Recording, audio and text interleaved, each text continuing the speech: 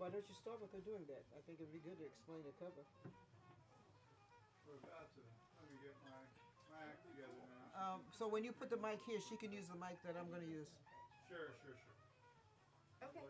This is Okay, so this is going to pick up from a distance. I don't need to put it right in front of you. So we'll put it down here. and she can talk first. Talk towards it. Talk towards the audience. It'll pick you up fine. But let me go check the flow on that end of the room and get you all visible to the world.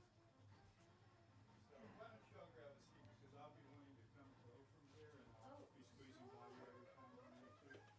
Nothing changed, so maybe.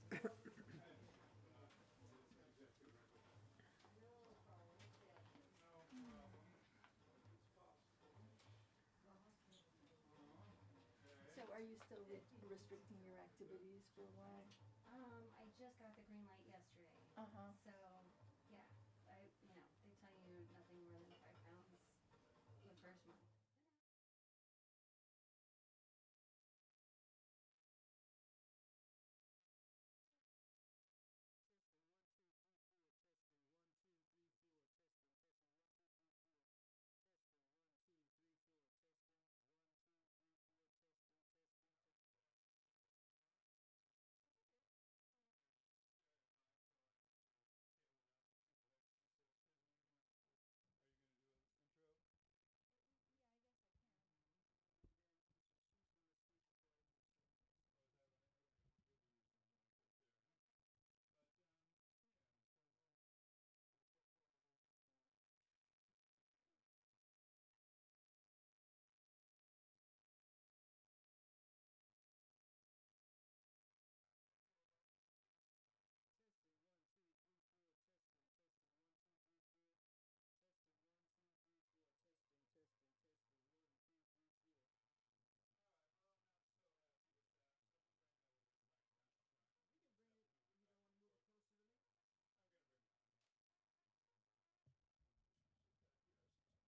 your way? Oh, that's okay. Are you sure? So let's check. She's gonna be relatively outside range. I can move, you know.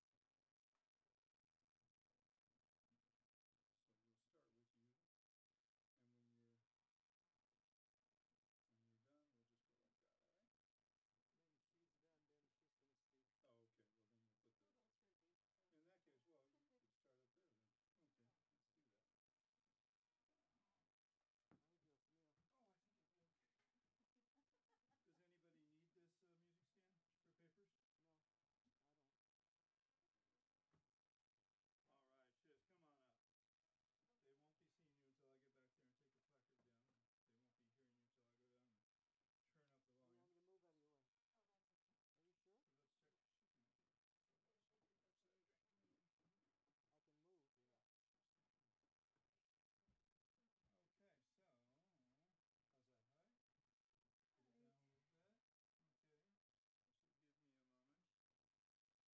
Get it down a little bit. Okay. She'll give me a moment.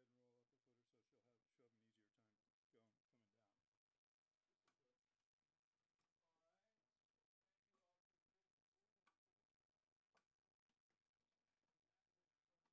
She'll have an easier time coming down. This is a. All right. Thank you all for participating. Audience. I mean, for the audience at home, and we'll show them. Oops. I pointed the camera down at Latches, so we're just seeing you from the waist up. There we go. All right, so everybody ready to roll? Okay.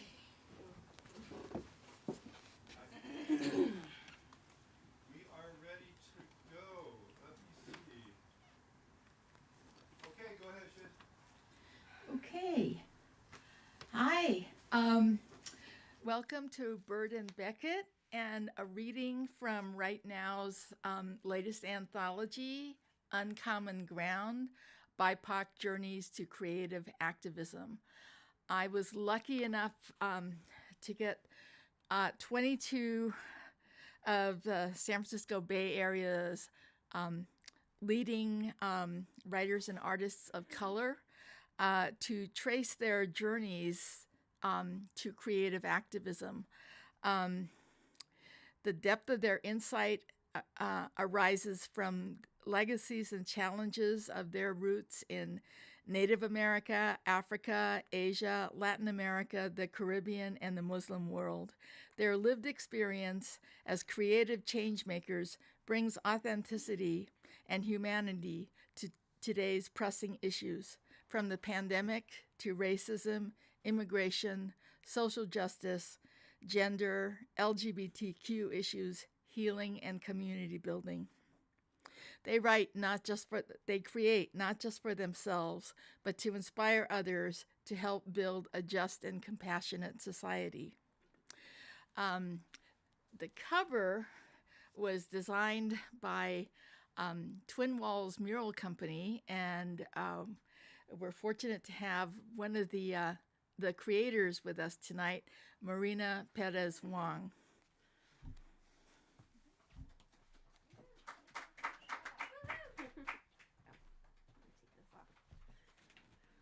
Hi, everyone. Got it. So yeah, I'm glad I can make it tonight. The cover was done. I'm part of a painting duo muralist collective called Twin Walls Mural Company, and this was a wall that we painted in sort of the Polk Street, Tenderloin-ish area, and the whole block was commissioned by I think she owns most of the block, this woman, but she wanted these individual artists to paint different neighborhoods. So Elaine and I chose Chinatown because we both have ties to it. I grew up in the Mission, but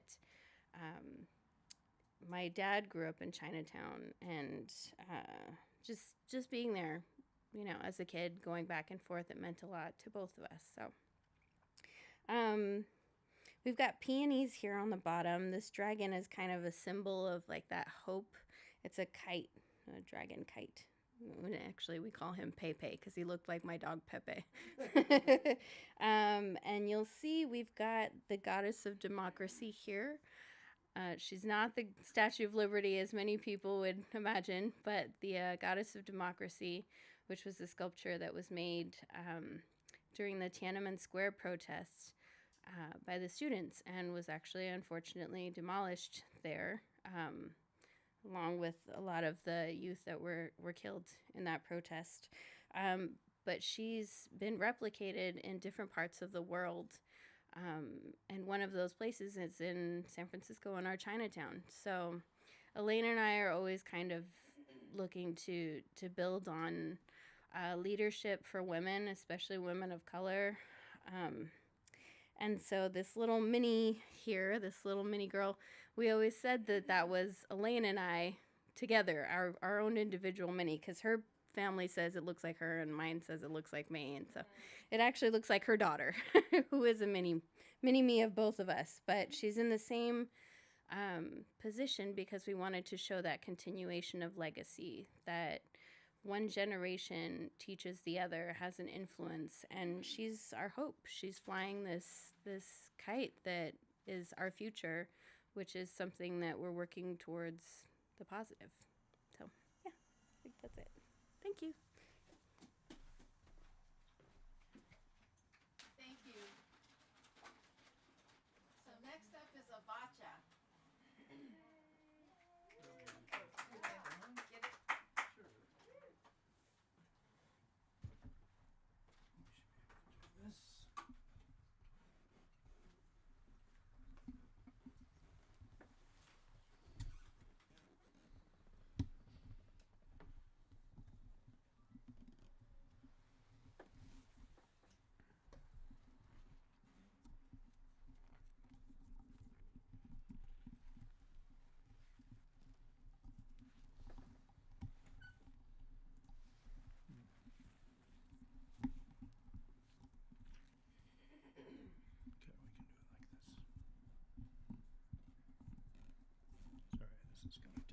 bit of finessing, I'm afraid. There, that's what we needed to do.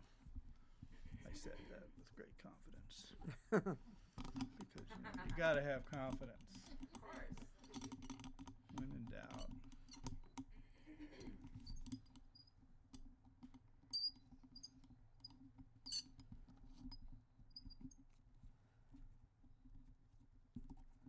This is exciting. Suspenseful. Let's try something else.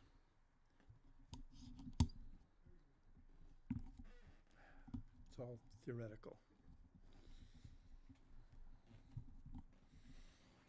I just don't understand why I'm not able to get this to stay. There we go. There we go.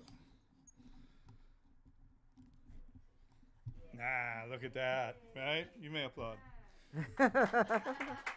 All right. And then there was sound. Mm-hmm. Because you are the sound junkie. I can't help it. Yeah, that's one of your better qualities. Okay. All righty. Okay. I'm truly honored to be here, and I'm truly honored to be in this book. You know, I love this cover. I've been in awe of muralistas for many years, the female and male, because I am a coward. There is absolutely no way on this earth I would be up on a ladder or one of those big things that they lift people up to paint. So I really admire not only the artistry but the courage to do that, because I am a coward, as I say. But the work is beautiful, and the cover by itself is worth the cost of the book. So, so I'm going to read. Forgive me. I'm going to read pieces of a couple of things I have in this book, and I strongly advise people to check the book out. It's diverse, it's beautiful, and what have you. So I was born in New York, and I mean, New York, the beauty of the music and art scene in New York, nothing can touch it. And I'm grateful. I'll be forever grateful for that. But I was not meant to be born in New York. I don't know how that happened, but it probably would always call me Hibera de la Ciudad, mean a city country girl. So this is called, I'll do part of it in Spanish, and part of the English translation. Con una palma en el alma, or with a palm tree in my soul. Nací ahogando en un lago de lágrimas, encarcelada en la locura de la ciudad de Nueva York. Nací una poeta enojada, frustrada, una chiquitita nadando por el cemento, una jibarita de la ciudad, vagabundeando por las calles duras, detenida. Una grandísima maldición nacida por falta de la belleza de la naturaleza era una chamaquilla atrevida, mi vida perdida, en un mundo encementado, desesperada, pero optimista, un enigma metafórica con una palma en el alma y una pluma en la mano. Los ancianos, los ancianos me dijeron cuando era un sueño, mi vida fue escrito en un poema ancestral, y como una flor rompiendo el cemento nací, una fuerza irrefrenable, floreciendo, como un rayo de esperanza, adentro de miles de desmoralizados vení, un sueño lleno de picardía, volando una bomba de palabras. Y una tenura poética llegué, con una palma llamándome y una pluma cantando mi nombre. Forgive me.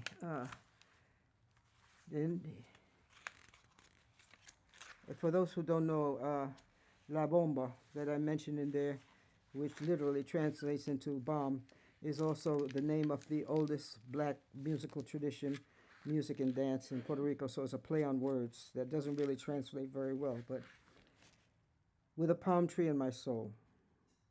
I was born drowning in a lake of tears, imprisoned in the madness of New York City.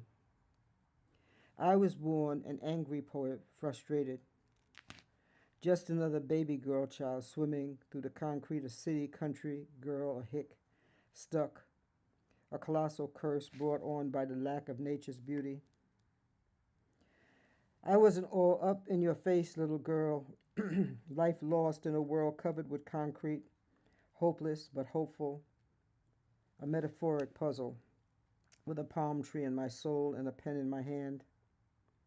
The old folks told me when I was just a dream, my life was written in an ancient poem, and like a flower breaking through the concrete, I was born an unrestrainable force blossoming like a ray of hope.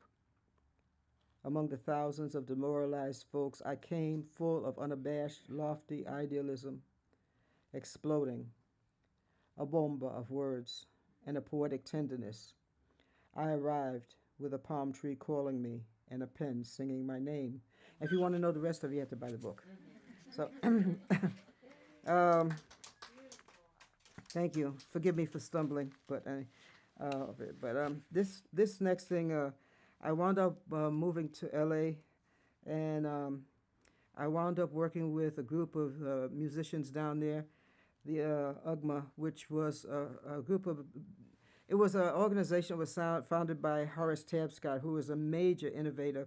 There were several things happening all over the country. In Chicago was AACM, Detroit Free Jazz, because the music unions were so racist that people literally, we found ways to have our own ways of dealing with that and our own kind of union things. So I was with the one in LA. So this, ay Dios mío, here it is. I'm going to read a piece of this. It's called In Linda's House. The world of our queen mother, Linda Hill, the first lady of the House of UGMA. UGMA means Underground Musicians Association. Pianist, composer, arranger, community activist Horace Tapscott was an undeniably brilliant catalyst for change and an innovator of the highest order. Tapscott was an ingenious musical magnet, but Linda Hill was not only his main disciple, she was his right arm and his friend.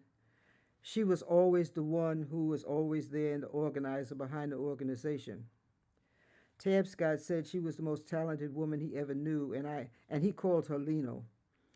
I say, she was an unavoidable power source and an off the Richter scale piano player's pianist. Linda was strikingly beautiful, a big bone dashiki wearing head as bald as a baby's behind, example of African American pride. I always remember her wearing the biggest hoop earrings I had ever seen. Linda scared most folks to death, but she introduced us to the true interdependence of life. Linda was a for real Amazon. She was also a no-nonsense straight shooter and an unassuming motivator. It all began in her small apartment. Her place was so full of music and big dreams that we never thought of it as just an apartment. It was the center of existence. It was our umbilical cord. Home was always Lino's pad, and it was in her house and her dedicated, quiet brilliance that the true glue that held us all together came to be. And believe me when I tell you it was no ordinary glue. She was a one-of-a-kind type of sister. She was a professional nurse and a full-time mother, and that background manifested itself in every move she made. Even though she was not much older than most of us and a lot younger than some others, she was our mama. Linda was stronger than metal and soft as was necessary whenever it was necessary to be soft. The woman was tough. She had to be. Or we would have never survived because we were one strange, unlikely group of characters. A whole lot of anything you wanna. We came to LA from everywhere and everything. We were high class, middle class, and a whole lot of no class. Music, the word, the dance, our art was our religion, and the sacredness of sound was our only common denominator. And music, our music was everywhere. Music bounced off every thought and action. We played music before we ate, while we were eating, and then had to have some more music for dessert. Music was our one and only reason for being alive. It crawled all over the ceiling and was on the floor we walked on. It lived in between every board of the floor, came in out of every window, rolled in melodically off the roof, and drifted like magical spell out of every window. And that one, you have to read the book to get the rest of that. Then a little piece of this other piece I have in here is called "The Sister Ain't Quitting or Life Dodging the Margin of Acceptable Risk." I have MS. And people constantly who make me crazy want to know what that means. They want to know more about multiple sclerosis. They need to check it out. But multiple sclerosis, like many other uh, diseases, is one of them. They put in, when they can't explain something, they call it the margin of acceptable risk. And I have asked scientists and doctors all over the planet what that means, and nobody can give me a real definition. So the name of this poem is "This Sister Ain't Quitting and Life Dodging the Margin of Acceptable Risk." Been living my life on borrowed time, go to sleep exhausted, and I still wake up feeling tired. Beat up and almost knocked down from doing the MS shuffle. Got tossed around, tricked, caught up, and sucked into what could be my own demise disguised by an innocent-looking smile on the iron jaws of science. And any fool knows that science never lies. But one taste of truth forced me to look at their toxic delusions, and blam! I opened my mouth and saw the fake beauty of all that mercury staring back at me, sitting there, just as cold and bold as it wanted to be. An enemy had moved in and made itself at home in my teeth. I was caught, entrapped by a medical fantasy of Venus flytrap, and now all their pretty mercuries really got a hold on me. Even after all my shucking and jiving and ducking and denying and trying to make every kind of outlandish bargain with God, there's still no place I can hide because I'm still waking up tired and still finding myself riding in the margin of their acceptable risk. Acceptable? By whose definition? Marginal. Compared to what? Me? Are they really talking about me? Not this sister. Oh, can't be. Not me, but who? Watch your back, because there's always some mad scientist cooking up some strange brew in his cauldron of doom, and Dr. Strangelove wants to try it all out on you. No, no, no, no, no. Can't be. Not here in the land of the free. That kind of stuff just doesn't happen today. But dodging the margin is acceptable. To who? When science is God, the margin gets hazy. It's a racket, a scam, a multi-million-dollar game. The whole concept is inhumane, it's madness, completely insane, it's crazy. The margin of acceptable risk is the margin of acceptable risk is anywhere the powers that be want it to be.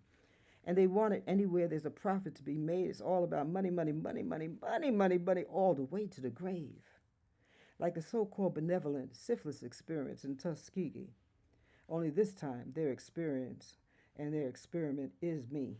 And the rest of it is in the book. So you can get a copy of the book. And since we're sitting in this place, thank you, that I love this place. And if I heard somebody, like a friend of mine I haven't seen in a while, talk about they had never been here, you need to come back. This place is very special. And during the pandemic, when a lot of places are folded, it's still going strong. Because I think, we have all kinds of angels, and I think Eric is one of our angels, and he has helped to keep the music going in the Bay Area and to survive this madness we're going through. And part of the medicine that makes it work is one, I think his love of books and the music is something that needs to spread out all over the planet. And so whatever you can do to support this place, please do. So I know most guys don't like being called an angel, but you're one of our angels, Eric. and while we're talking about him, I want to spread the word to all the independent booksellers who managed to make it through this. Support independent booksellers, support independent industries, period, because the only way they survive is with our support. And they put their lives on the line for us. So whether it's Bird and Beckett or Marcus Books or East Wind, support them, because not only can't they exist without us, we can't exist without them. So I wrote a poem I'm going to read from another book, my book, which is also here, which has just come out, With Every Step I Take, 2, a poem that I wrote based on experience we had. We work here a couple of times a year, for which I am truly grateful. And one night we were working here, and something miraculous happened. You see, a lot of people they think that we artists, we musicians, we do what we do because we like the crowds, we like to sit in front of an audience, we need the applause. And there's some folks who fall into that. But my father and mother were both dancers, and Poppy said, do not think that you're doing this for the audience. You do it in spite of the audience. If you get hooked on the audience, you can be misused and turned into something else. You do it because this is a sacred road you're walking. And so I really believe that. And that night, something sacred happened. We were sitting right here unpacking our instruments and what have you. And when musicians, we call it locking in, when you lock into each other, that's real magic. You become one with each other on the music. And then when you lock into not only each other, but the audience, that's real magic. And it happened that night. So the whole audience was just, we all part of the same thing. And so it's called Ecstasy in Glen Park. And I dedicate it to Eric and our group, which is called Avacha Modupwe. There was a wildness in the air, a pregnant expectation as we unpacked our instruments and fell madly in tune with each other. The crowd at Bird Beckett didn't know what to expect, and truth was, neither did we. We just dropped the chains of ego, picked up our axes, and started playing. The passion of melody wrapped itself around us, quenched its thirst in the sweat of our euphoria. Spirit dancing from note to note to note to note. Every few bars, every few bars, it held us like a first kiss, and we melted into each other and became one. One with each other, one with the muse, one with the audience. That night we did not play music. That night the music played us. This was not just another gig. This was magic, beautiful, sacred, harmonious magic, a powerful, indescribable, transcendent magic. It was love, the purest kind of timeless love. And we were an orgy of sound. Thank you for Eric making it possible for us to be here. And thank you for having this book. Get yourself Uncommon Ground. Get yourself With Every Step I Take Two. And support the arts and support independent artists and independent bookstores. Thank you so much. I think I used 15 minutes already. Good. Thank you, Avacha. Okay, let me grab this. Sure. Yes. There we go. Thank you so much.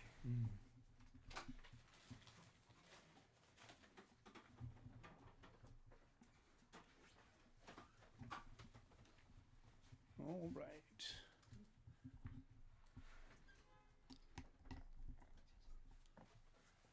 Okay.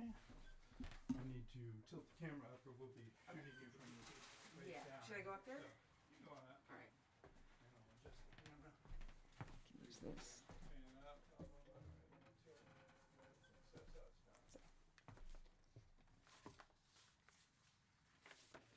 Is it a good height for you?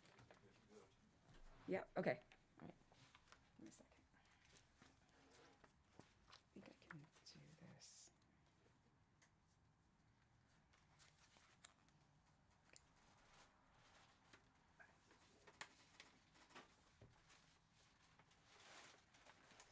Okay, we're ready?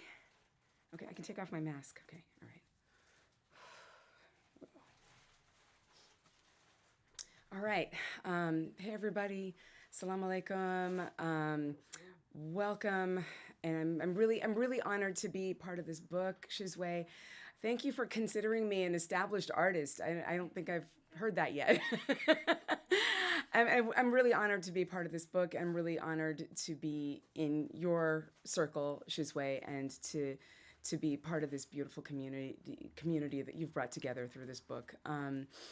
And it's an honor to follow Avacha. It's always an honor to read with Avacha. So thank you, Avacha. And thank you, Eric. I've been coming to this bookstore since it was born. A couple years after that, my kid was born. And I've been coming to this bookstore asking Eric, hey, Eric, can you order this super obscure book that's published in a small publisher in India? And he gets it for me. So yes, as Avacha said, keep supporting this bookstore. This bookstore is this bookstore is a home for jazz, for poets, and for people. So I'm going to start with a poem that's not in this book. I brought this poem out basically later this evening. You're going to hear from Elizabeth, and Elizabeth is going to be reading about her experience at, among other things, about the Art Institute. And her reading reminded me of a poem that I wrote in 2019. Called Casualties of a War on Creativity at the No Business as Usual exhibit of protest art, City College of San Francisco, December 2019. So in November 2019, the chancellor and then, the chancellor decided to, at midnight, it was called the Midnight Massacre, to slash the schedule offerings for the following semester. And that included a drastic slash of art classes. At the Fort Mason campus, and actually throughout our schedule, not just the Fort Mason campus. And then subsequently, after this, the trustees voted to shut down the Fort Mason campus, which was a beautiful center of art. My late mother-in-law used to drive out there to do ceramics, and so so I want to so I'm going to read this poem. And there was an exhibit of protest art in December of 2019. After this massacre happened, the artists, the student artists, the faculty artists got together and created this exhibit. And so I wrote this at that exhibit. Necklace of scissors, candles of remembrance, skeleton rising up in the graveyard for the murdered, vigil for the disappeared, printmaking, metal arts, figure drawing, casualties of a war on creativity, green serpent with money bag for a head, fangs ready to pounce, fangs ready to pierce. The last screen print from CCSF, 3 of them in a row, a colorful fist raised. Schedule of classes shredded into ribbons, lies written in red over the promise of graduation, BS over the slogan, students first. Scissors, snip, cut, silence. Testimony of immigrant women learning to weld. Dreams of city people, working people, longing for words, numbers, stories, skills. Dreams deferred. Who's making a profit? Who is that green serpent with fangs pointed at us? From a painting on the wall, Frida and Diego watch what we do. They've been here before. Yes, indeed.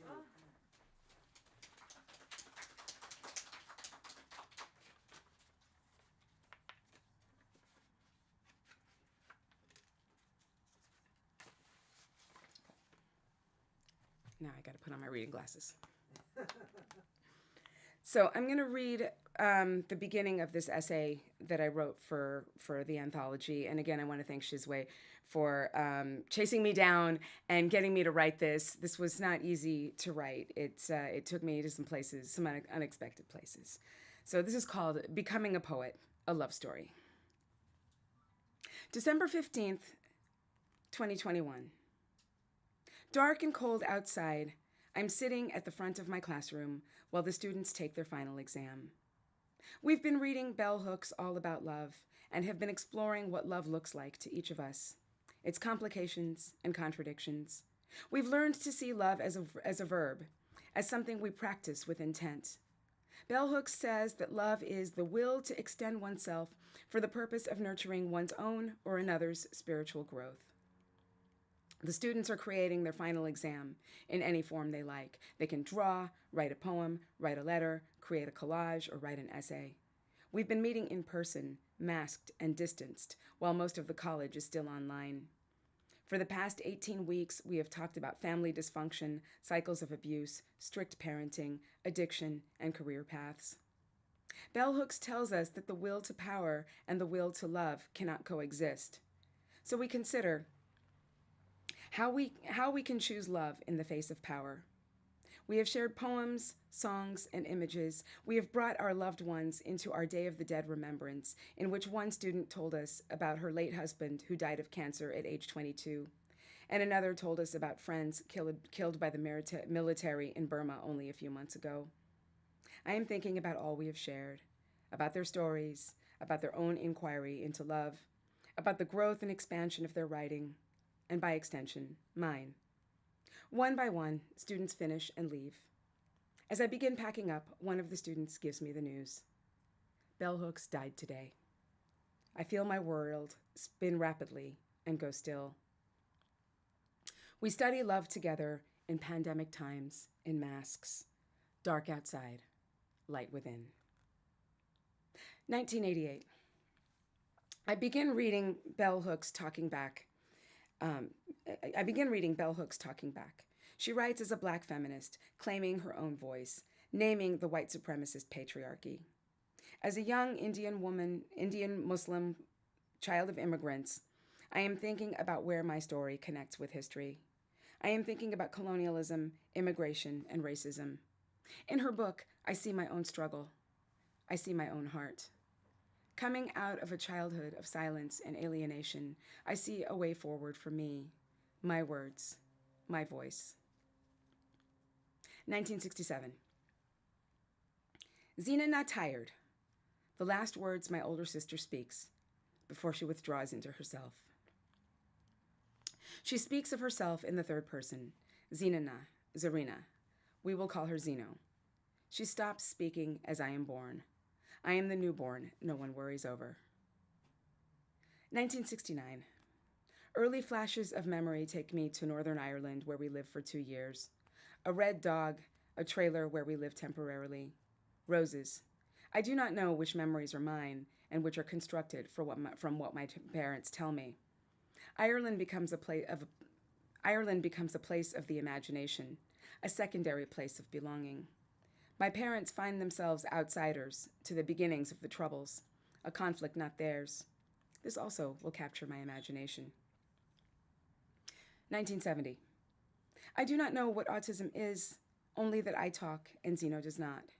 She is older and bigger than me.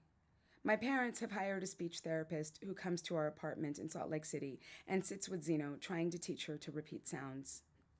Zeno and I go to preschool together. I make 2 drawings, one for her and one for me. One afternoon, I watch my preschool teacher write on a piece of paper. I take a piece of paper and draw zigzags in red crayon, intrigued by the mystery bound up in lines on a page. I am told that I learned to talk and never stopped, but I am also shy. I don't say anything to new people, especially adults. I use words, but she does not. What does this mean? What does she want to say? 1972. I take the school bus from University Village, where we live, to Beacon Heights Elementary. 2 of my friends, Moja and Mujib, ride the same bus. We are all in kindergarten. My teacher is a tall white woman who wears dresses and shoes with heels.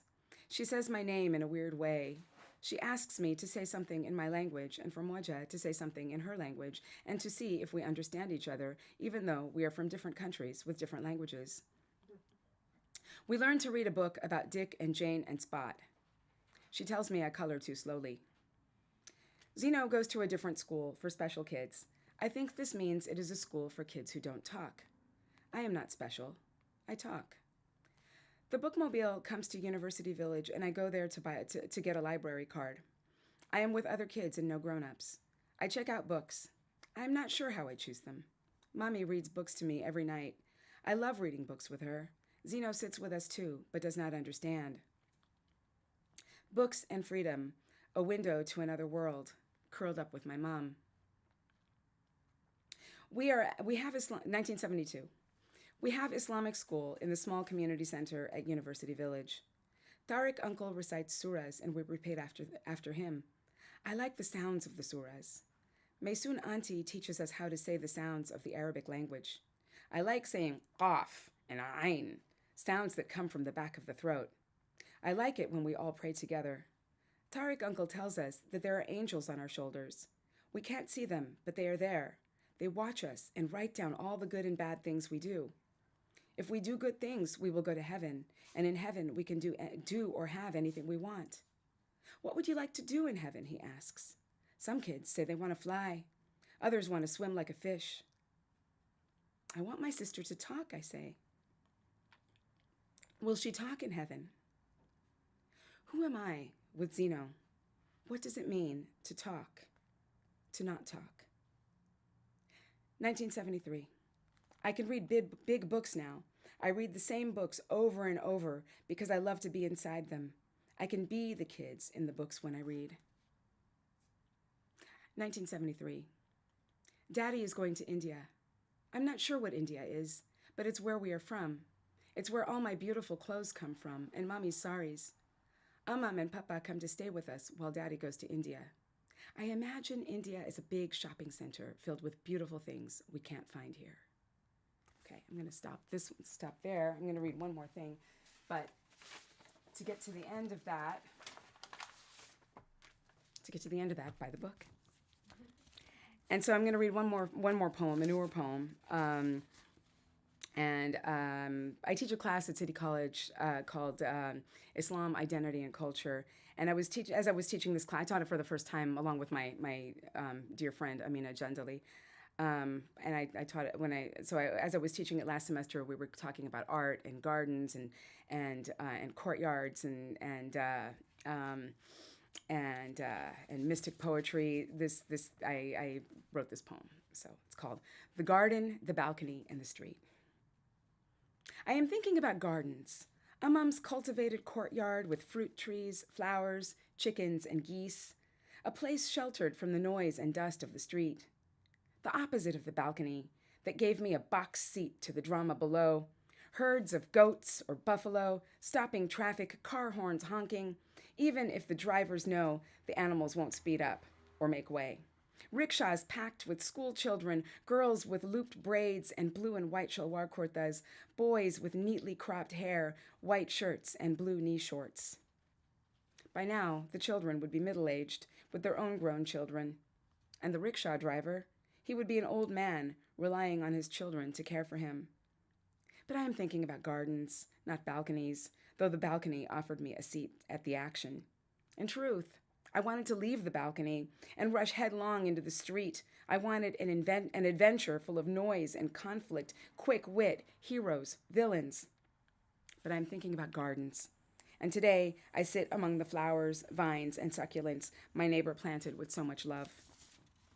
A verdant rim around the concrete I've been wanting to rip out for decades. I don't know their names, only colors. Crimson red, fiery orange, deep violet, golden sunshine. When I was young, I wanted the street, not sanctuary. A marketplace of words, shouting, haggling in Arabic, Urdu, Spanish, carts of deep, spicy, deep-fried delights, consequences be damned. But today, after days of civil disobedience, shouting out truth to power in the streets, I am craving sanctuary, an interior of fountains and flowers, lush fruits, sweet on the tongue.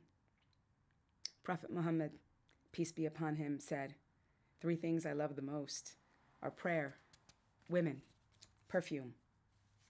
Each provides its own sanctuary. Breathe the essence of a rose garden while walking a dusty road. Sit in the company of sisters, mothers, daughters, lovers, a softness of the interior. I can find this softness here in a zenana of my own making. I can find it too in the love of my men, a place of softness where we grow into each other.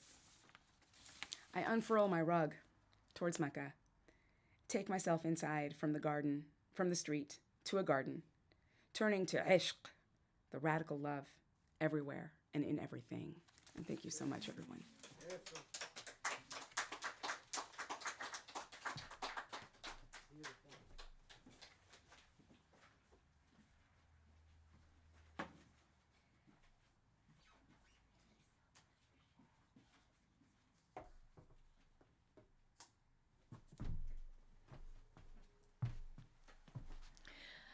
Thank you. That was Tamina Khan.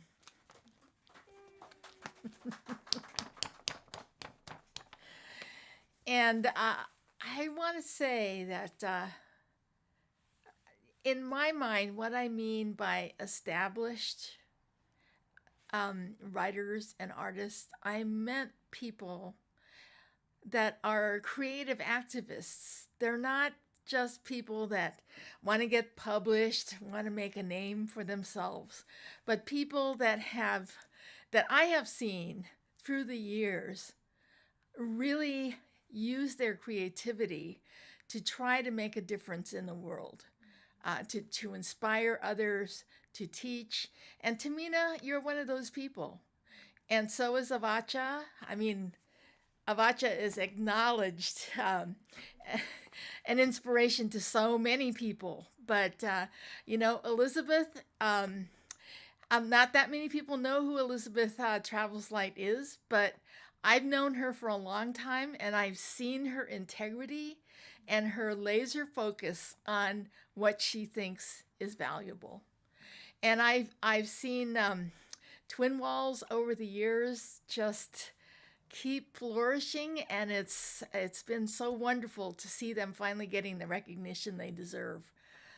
So, I think the thing is that one of the things that inspired this book was I actually got enough funding this year to try to hire some people to help me do what I do, put on, to create the anthologies and, publicize workshops and stuff like that. And I was kind of shocked to see how many people just seem to lack these days, like really basic work skills. They don't know how to spell. They don't know how to proofread. They don't know how to show up on time. And they want to get paid $25, $30 an hour. And they will tell me things like, oh, okay, you hired me as a communications specialist. Well, I need you to read my work because my parents were immigrants.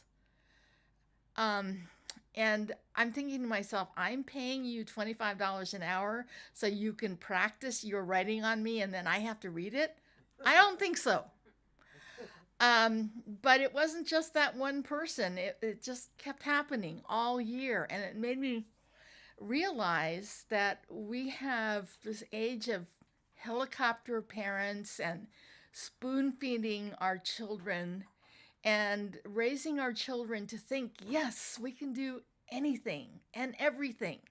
But you can't just think it in your head. You can't just imagine it on the screen. You can't hide behind an avatar or an icon. You have to actually roll up your sleeves and do it. You have to get on the scaffolding and paint, even when it's freezing cold or the sun is beating down on you. And I think it's really made me realize that, I'm Japanese American, and my grandparents and my parents were pretty strict. I never got any praise for anything. It's like you're supposed to do it well. So why should that merit praise? I mean, you just do it. Why should I tell you I love you? You have a roof over your head? And, when I was a kid, I used to think that was terrible. But I realize seeing these folks struggle now, during the pandemic, the climate change and everything else. And people are going, oh, my God, the world is falling apart. I don't know what to do. And I'm thinking to myself, my grandparents, my two grandmothers, between the two of them, lost 5 children before they made it to adulthood. That was normal in those days. My grandmother was widowed with 4 children, 13 and under, and she had to, in the middle of the Depression, she had to run and manage a 140-acre ranch by herself. I mean, she had hired hands, but she basically did it. She didn't speak English, so she taught my mother, 13-year-old, when my mother was 13, my mother had to learn how to drive so she could drive her mother into town to collect rents on their property in J-Town. So it's kind of like, Yeah, we're going through hard times, but we have gone through hard times over millennia. And that is in our DNA, and it is there. We have to get over this. Oh my God, the world is falling apart. I don't know what to do. Somebody needs to do it for me. When my grandparents needed a church, they got together with their friends and they built it. They needed a Japanese language school, they built it. Banks wouldn't lend them any money. They started a collective. The Bank of America was started that way. AP Giannini was Italian, and the Italians couldn't get loans, so they started a collective community bank sort of thing. And so I think that one of the passions I put behind Uncommon Ground was to get folks to talk about some of the struggles and some of the challenges and some of the lessons that they've learned that have given them the values and the strength and the persistence and perseverance to keep going when things get tough, because they are tough and they're not going to get any better. We have to keep working. And, when I say they're not going to get better, life is cyclical. And, but it's never going to be, we marry the Prince Charming and everything will be wonderful from there on. It's just not like that. It just goes up and down, and we just keep working with it. And what we learn along the way is the gift. The struggle and the lesson becomes the gift. So, this is a poem that's not in the book, but it's just a snippet of a poem I wrote. Tell me this, more than the list of what you've got, what is the tale of what is not? The lover you didn't take, the word you couldn't speak, the star you never were, the night you didn't kill. I am the anti-poem, no regrets, living on borrowed time, since the day I woke up from a coma of stolen seconds. You could build sermons around my mistakes. I'm the one who risked it all, stepped off the path laid out for me. I had plenty of cause to be sorry, but never a reason to regret.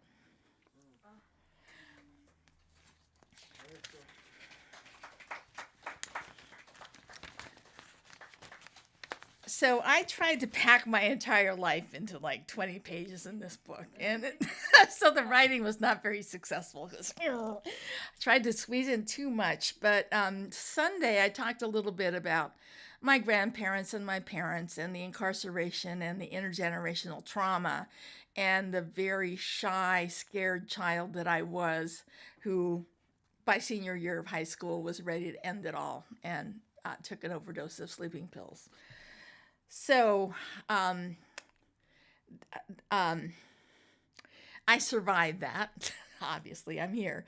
And as a child, I was moved from place to place by my parents. As an adult, I became an accidental nomad. Every few years, my life changed radically, and it still does. I grew into myself step by step by throwing myself into each new situation, looking for the lessons.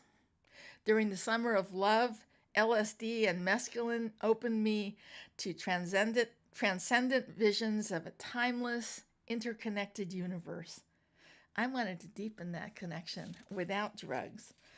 But I was still viewing myself through others' filters, mom's fears, dad's secretive cynicism, and my husband's insecurity.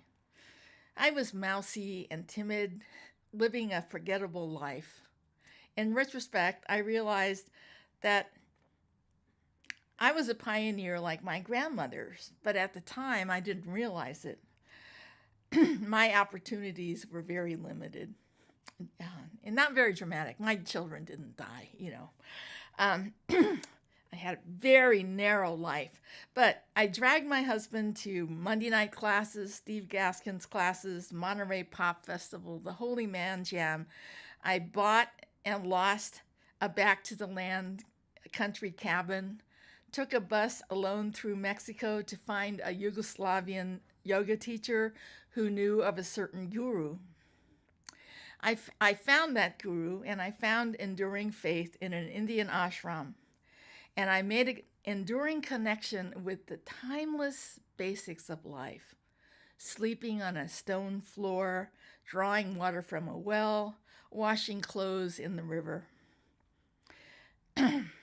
To keep that connection after I came back to San Francisco, I walked barefoot for 2 years through San Francisco fog and Indian heat to straighten my spine and open a connection with the earth and sky. Reluctantly back in San Francisco, I baked bread, grew vegetables, and nurtured my children in sand and fog. Eventually, I had to get away from my ex's depressions and my mother's fearful, smothering love. But how to make my own life with 3 young children and no job skills? A musician boyfriend gave me confidence to follow the muse. My heart sang as I took painting classes at community college. But I realized that fine art wasn't going to earn me a living. So I switched to advertising classes at the Academy of Art. And a couple of grizzled mentors punched me in the arm and told me I could make it.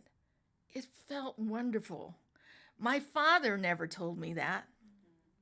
That punch in the arm, I'll never forget it. Herb Briggs, I still remember him. Anyway, so a chance conversation with a neighbor led to an assistant art director job at what was soon to become the biggest agency in the world, J. Walter Thompson.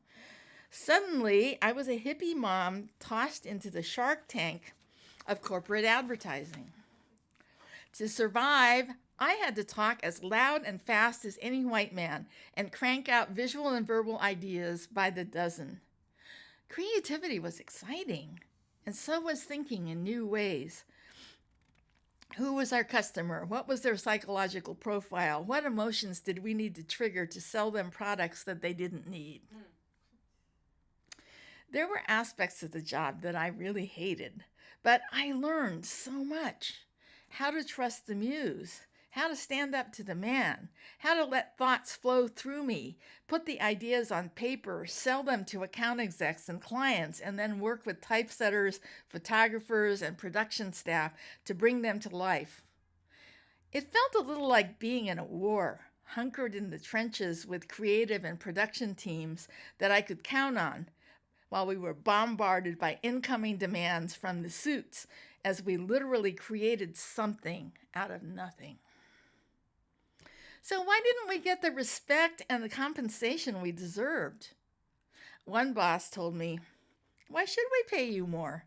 Wannabe copywriters and art directors are a dime a dozen." In a world that ran on money, manipulation, and male supremacy, I made 62 cents on the for every man's dollar and got $15 a month child support, $5 a kid. I was the token Asian American woman, overworked, underpaid, and invisible. The agency literally could not see the value of my thinking. I won them an HMO account that 3 senior teams had failed to get. I quadrupled the billings in 6 weeks by cranking out 65 different sized ads. But management wouldn't give me a promotion or a raise. They didn't understand that my simple campaign reached ordinary people who wanted their health plan to be simple too. So at the agency, I began to trust my own thinking. I loved the fast-paced creativity and teamwork, but it was also profoundly alien. In the early 1990s, I found a job that changed my life, developing outreach campaigns to educate Black women in public housing that they might be at risk of AIDS. Suddenly, everything in my previous life made sense. I had the copywriting, design, and production skills. I was a single mom who understood welfare, food stamps, and unreliable men. And I had resonated with Black folks in Baltimore, in Stockton Skid Row, in the Fillmore, and working at the post office. I felt like I had a lot in common with Black folks: racism, multi-generational trauma, and keeping it real. Working in the projects felt like a homecoming. But I found that the nonprofit world was layered by class, race, and privilege. White women at the top felt underpaid at $80 an hour, while the outreach workers from the projects were paid $90 an hour to implement a program dreamed up by bureaucrats who never set foot in the projects. I was in the middle, Asian American with special skills. The bosses expected the outreach workers to bring women from the community into the office to be interviewed. I sat around for a month. Nobody came in. I knew they wouldn't. Why would they come into a strange office to talk to a stranger and spill their guts about their sex lives? I don't think so. I knew I had to get out in the community and people had to check me out before they would have anything to do with me. And my bosses said, "Oh, well, you can't go out in the community." I said, "Do you want this project to get done or not?" So they sent me for community health outreach training. And then I was allowed to go into the community. And one of the first things that happened was this woman came up to me, and she's very friendly and blah, blah, blah. She wanted to, sell me a computer for $30. But I didn't go, "Oh, you horrible person." I said, "I think I already have a computer. Thank you."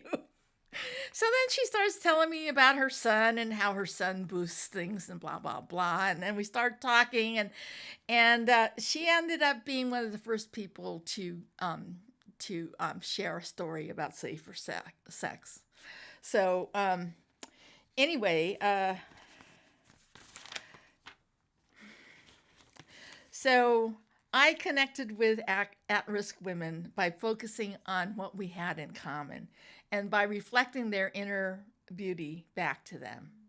I mean, Miss D was statuesque and stately, and, she did what she had to do in order to survive. I'm not going to judge her. I'm not going to judge her son. But I could see the beauty in her soul, and I could see that she cared about other people, and she looked out for the younger women, in the community. So anyway, I worked with these women, and together we produced 24 HIV prevention stories in 18 months. And then the project ended. It was a research demonstration project. Once a project demonstrates its effectiveness, it is defunded and the money is moved to some other crisis of the year. Family violence, workfare, family reunification, whatever. The funding seemed to benefit the career bureaucrats who moved from project to project more than the people it was intended to help. Well, I was too naive and too stubborn to move on. I lived off my savings for 18 months trying to get the program refunded. The Housing Authority made me rewrite, a community block grants a couple of times before they finally said, "Oh, we're going to put the money into more police protection." So, but this is a story, I'm going to close with a story that's not in the book. It was in a previous anthology about one of the other women in the projects. A small slice of sky. A broken crack pipe. A couple of joints and some Depends. That's about all I found in M's overnight bag. For 2 years, I'd held on to it like a prayer, hoping she was not dead or drunk somewhere. I didn't open the bag until I heard that she'd been sober for a year and working steady. I had met M when I was doing HIV prevention. At first, the peer volunteers had shied away from my Asian American face. You from CPS? To show that I wasn't a social worker coming to take away their kids, I wore funky clothes with African beads. I left my denture at home to flaunt my missing teeth. M was one of the first to accept me. She was quiet, dark as bittersweet chocolate, with a gap in her mouth like mine. Her eyes drooped like she'd seen more than enough. But she always came to pick up her weekly bag of condoms and safer sex literature to pass out. I wondered what her story was. One day, when nobody was around, she said, "I can tell you, if I told a body around here, my business be out in a minute." So she told me about the Saturday night when she was 4-year-old and her daddy and mama took her to a Mississippi juke joint, sat her up on the bar to watch people having a good old time, until daddy danced too long, too close with the wrong woman. Suddenly, bright red jutted from his neck. Deep crimson bloomed down the front of his white shirt. Just like that, her daddy dead, her mama in jail. That's why I reached for the liquor, drugs, anything to forget. I laid my hand on her arm. "M, it's not your fault." "Oh, I left that heroin alone long time, but I drink every day, all day. I go to detox, but when I come out, I'm right back in it." Then the program ended, and all my attempts to refund it failed. I had to give it up and get a middle-class job. I was heartsick with guilt. Then, a few months later, M and her bag showed up on my doorstep, fresh out of detox, desperate for a place to stay.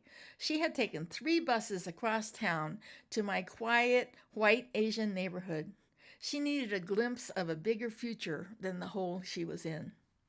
She only stayed for a week, but she got us both one rung closer to the sky.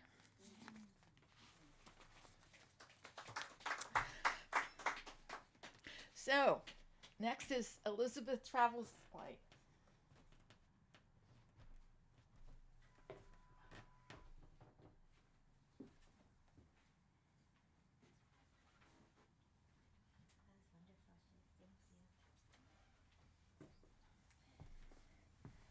Hi.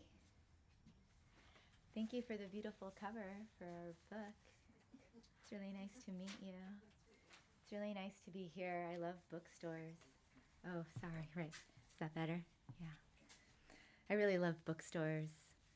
I just keep thinking how good it smells in here. So of course I don't have much time for writing, and so when Shiz invited me to contribute, it felt like an opportunity I shouldn't pass up, because it was just the right amount of structure. I think I needed to get it out, and at our reading on Sunday, was that Sunday? I was reminded, because I couldn't stop crying the whole time I was reading, what a visceral, embodied experience this has been, and mostly I'm so grateful for every moment of it. So I'm going to kind of sort of remix my section, and hopefully it makes some sense. All right. It began in the summer of 2007. Though I was not enrolled there, I had been sneaking into the San Francisco Art Institute's Anne Brummer Memorial Library to work on my master's thesis for a place called the European Graduate School. EGS was a distance learning program capitalizing on the culture and degree-granting capabilities of the early internet. Its website was search engine optimized for the names of a strategically curated roster of uber cool faculty, a top 40 list of European and American critical contemporary thought and practice. Judith Butler, Donna Haraway, Slavoj Žižek, Jean-Luc Nancy, Tracy Emin, Adam Egoyan, Ellen Sassou. One afternoon, on a thesis writing break, I walked uncertainly across SFAI's rooftop Zellerbach quad. Insecure about belonging there, I hoped I was unnoticeable while I took in the most spectacular view. From the roof, San Francisco's sea, city, and landscape sweeps imperially from north to east, a full embrace of bridges, bay water, and dense sparkling skyline. It is a breathtaking position in time and space. Intoxicated, I asked myself, how could I possibly get a job here? SFAI would be a beautiful place to come to work. I was pursuing a master's degree because I was considering an academic career. Working at Rainbow Grocery Cooperative was wonderful. But after 8 years, I was restless and ready to explore other ways to make a living. Captivated and breathless, I began a dialogue with myself. How do I get a job here? What could you do here? Math teacher? Everyone needs math, I reasoned. Art students need math. I bet artists hate math. Everyone hates math.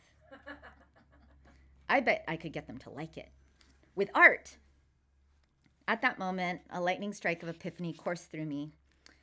I rewired my dreams. This could be fun.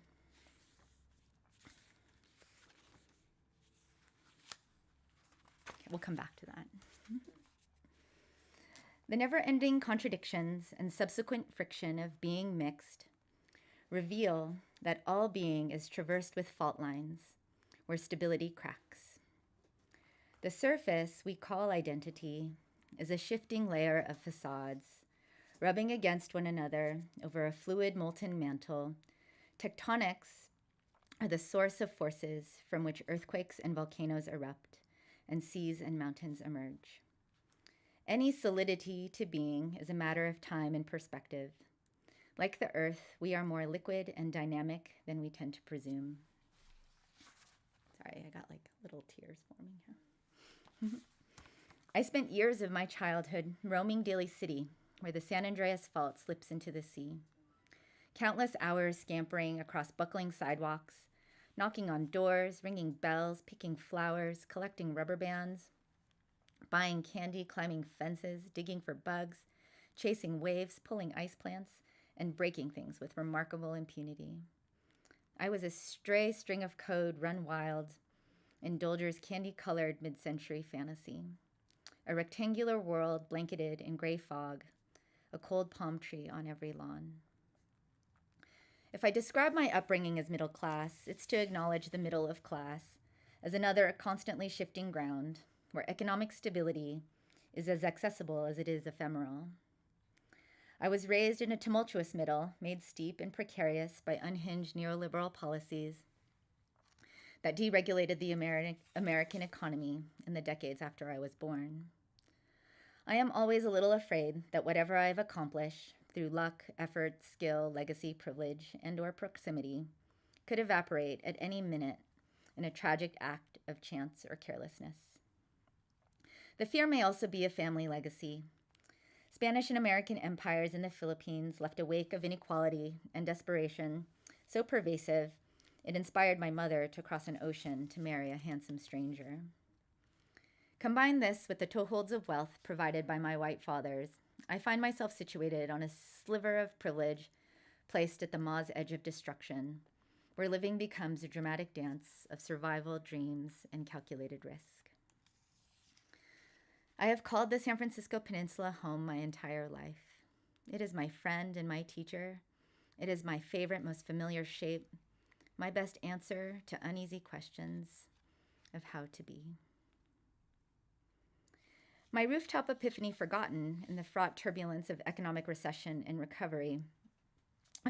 My rooftop epiphany was forgotten, back to SFAI, in the fraught turbulence of economic recession and recovery, until remarkably, I was hired to teach mathematics at SFAI in the spring term of 2014.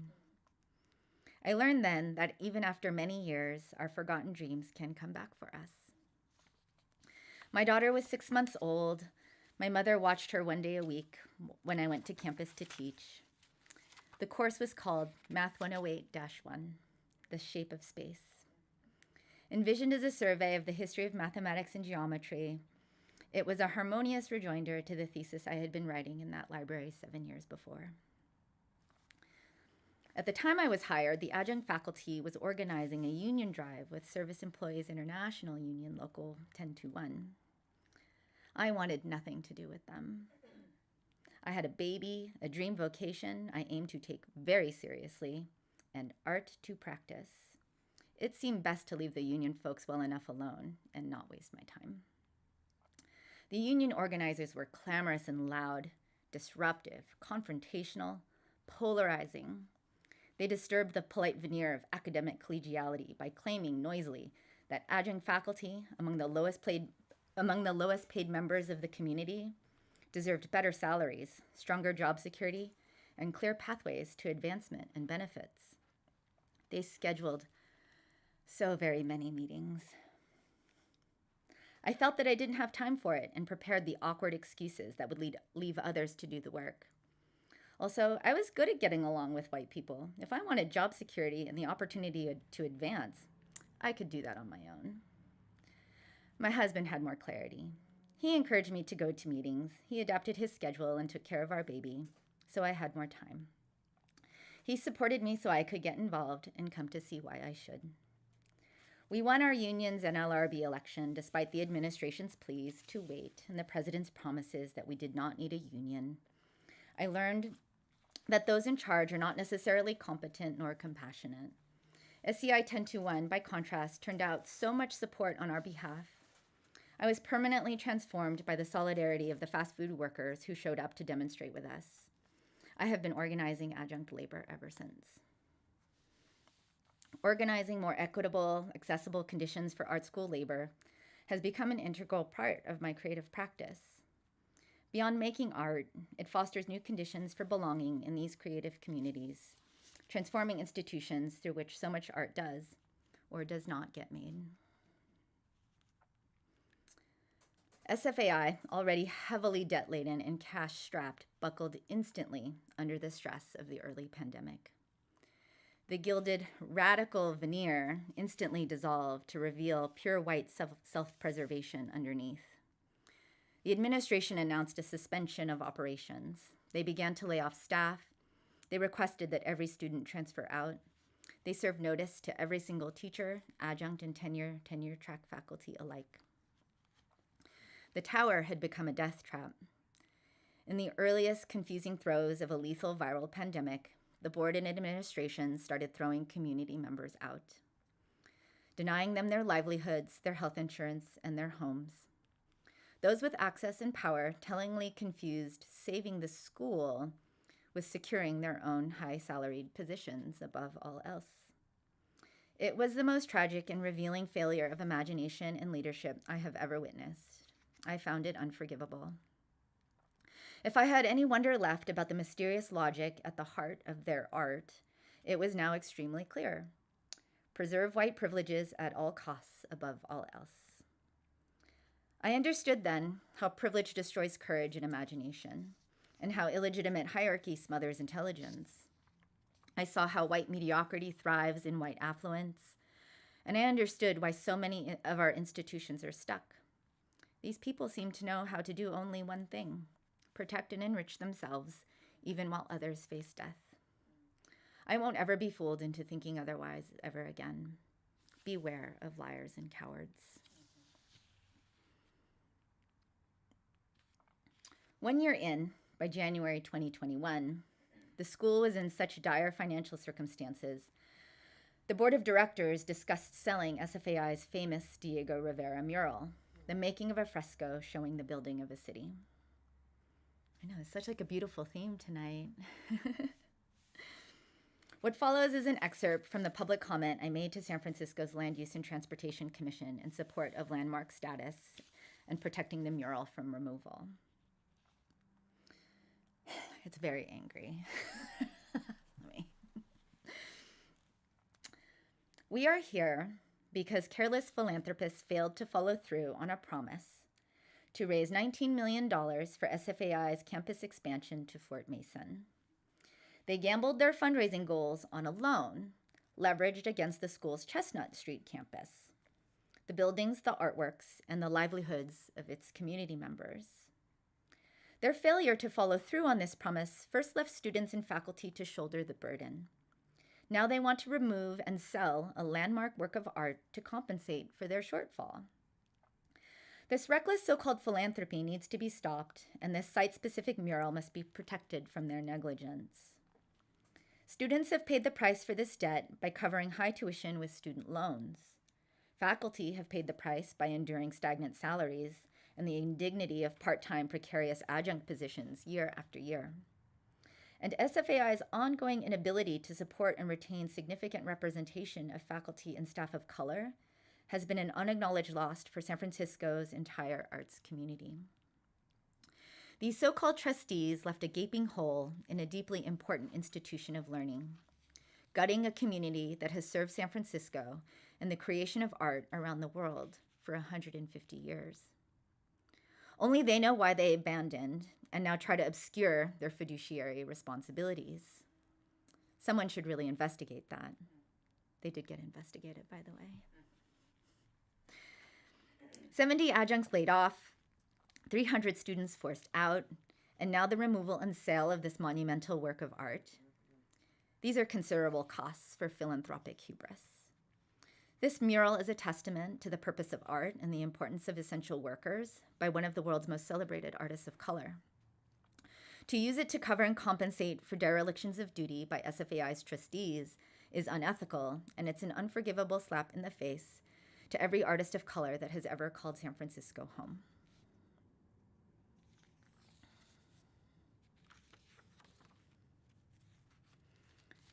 So there's more pieces to the story that you'll have to buy the book if you want to read them. I've recorded these events to set down my rage as a guide, a memorial to what went wrong, for whom and why. To remember where, in a crisis, it was possible to find strength and imagination, courage and care. The heart of the matter is not an ivory tower. It is a mystery dressed in molten lava, earth, sky, stars, and tides. My mother was a bridge. In planning ahead, I strive to be more present, to handle the future like a newborn, wild, gentle, fragile, and strong. How to be. This is what I hope to remember most. Thank you. Thank you, Mother. Thank you. Thank you, everybody. So, buy a book if you want. Eric, thank you so much for hosting. You really are a treasure. Well, this is wonderful. And could I get the readers to all get together for a picture photo? Where? Ben? Yep. We'll just around you. No. Okay, let me move then. Do you want the light in back or what? This fine here? Yeah, if you do that, that'll be good. That'd be good. The background. Yeah, I think that should. That's good. My name, that Bible. Let me see the view. Sorry. That was all. Yeah. Oh, yeah. It's such a treat that you were able to come. I'm really thrilled. Let's see. You know, Marina, they love the show at Sanchez. Oh, good. Yeah, it's, Well, it said so. I used to be a studio artist there, and their stuff tends to be a little on the bland side. Although some of the people that actually started that place rescued it from being a shut down school and turned it into an. Yeah, there are some neat people, including people that used to work at Fort Mason, by the way, and lost their job. So Ben. Yeah. Well, there we go. Oh. I'm looking a little Oh, at it, Eric so is gonna. I had to extract this Oh. matter here. Say what? So now I have cushions. Yeah. Eric is gonna We're gonna. just a light. Yes, Oh, okay. I'm lighting director on this shoot. I'm Dios mío. But I had Ay, Dios. Oh, it's fine. I had so many people Just don't stare into the come light. and tell me how much they loved the show and how See? thought provoking it was and everything. Okay. And they loved you guys' work.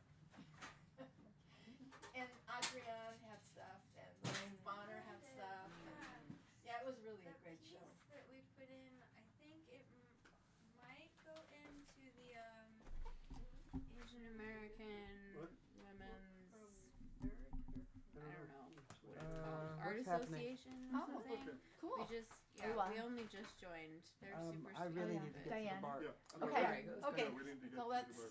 Yeah. Okay. Because 1, 2, a little more. One on last one. Okay. Thank you. Thank you. Okay. Yeah. All right. Thank you. Is anybody else walking in that direction of the bar? I think I am. Okay, great. I'll walk with you. Let me run to the restaurant first. What's going on? The Art Institute closed. So they kind of had their last gasp. Yeah. Thank you. June, they graduated their last They're always messing stuff up. They sold it. I saw it the day after that was in the newspapers. I was in the newspapers. They're- Yeah, I just saw the graduation rate for the Academy of Art. 10%. So I'm just. So what do you do now? Because they can't afford I it. teach at the California College of Yeah. Arts. Well, it's. Oh, okay. But even when I went there, it was a Remarkably place for similar overseas in rich to kids. Yeah, to it is, yeah, SFAI. Uh-huh. And so, But the That's people right. that They're- originally they're probably not founded it, organized. like my mentor. actually, we are punched also me in together. Yeah. Are you really? He was Yeah. married Oh, great. to So you're still 10 to 1. I am. I Great. spoke at their Union Hall Department. today. Did you? That's why I I've been there twice in 2 years. I And need to. their I whole can't wait for them to philosophy open the back hall, in but the they day, gotta come before back the virtual. daughter took over, You gotta come back hybrid, had or else it's not gonna to work. hire only people that That worked was in the great to hear that. field. It's good to see So you. that they Oh, were yeah, actually it's really nice. teaching Yeah, skills I'm getting the book. I wanna instead read of that. I just wanna the read the rest of it. theoretical Good. Yeah. stuff. They need both. Yeah. So